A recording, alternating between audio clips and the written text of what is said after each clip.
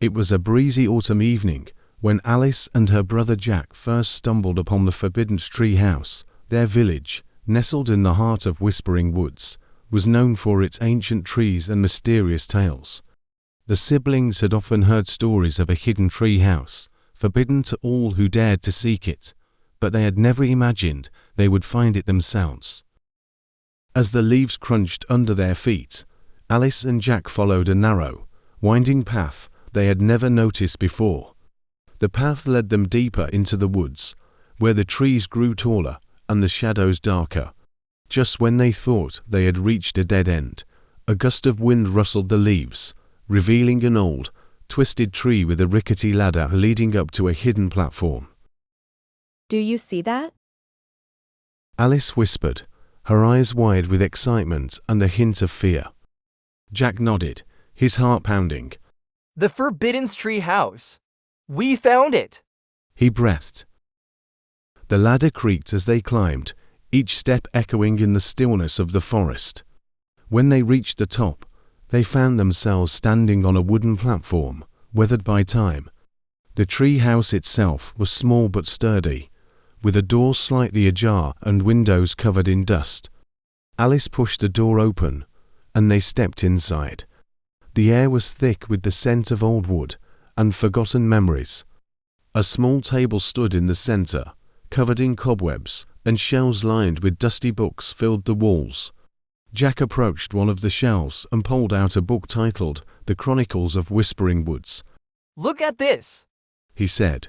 Opening the book, the pages were filled with handwritten notes and sketches of the forest, detailing hidden paths, secret clearings, and, most intriguingly, the history of the Forbidden Tree House.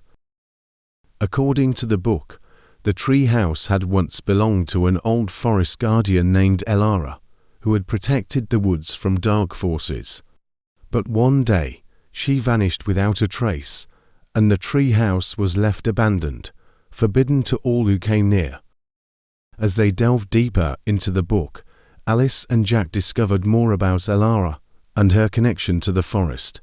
They learned that she had possessed a magical amulet, said to hold the power to control the forest's elements. But the amulet had been stolen by a dark sorcerer, leading to Elara's disappearance. Determined to uncover the truth, the siblings decided to search for the amulet. They knew it wouldn't be easy, but they felt a strange connection to Elara, as if her spirit was guiding them. The next morning, they packed a bag with supplies and set out on their quest.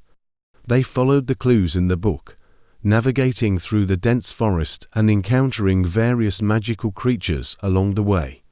From mischievous fairies to wise old owls, each creature had a piece of advice or a riddle that brought them closer to their goal. After days of searching, Alice and Jack arrived at the Enchanted Grove, a hidden clearing bathed in a soft, golden light. In the center of the grove stood a pedestal, and on it rested the amulet, glowing with a faint, magical aura. As they approached, a figure emerged from the shadows. It was the dark sorcerer, his eyes gleaming with malice. You've come for the amulet, but you'll never leave this grove alive, he sneered. Alice and Jack stood their ground, their hearts racing. We're not afraid of you, Jack said, his voice steady.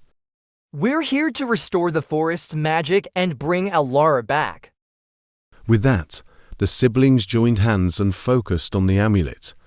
To their surprise, it responded to their touch, pulsing with energy. A blinding light filled the grove, and the sorcerer cried out in pain as he was banished from the forest.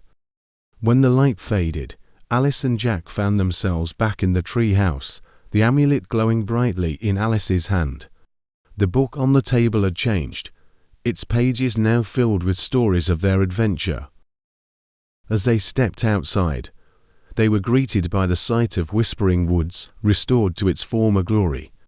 The trees stood tall and proud, and the air was filled with the sounds of nature. Elara appeared before them, her form shimmering like a mirage. Thank you, she said, her voice echoing like a gentle breeze. You have restored balance to the forest. The amulet is now yours to protect, and with it, the legacy of the guardians. With Elara's blessing, Alice and Jack returned to their village as heroes. The Forbidden Tree House was no longer a place of fear, but a symbol of hope and adventure.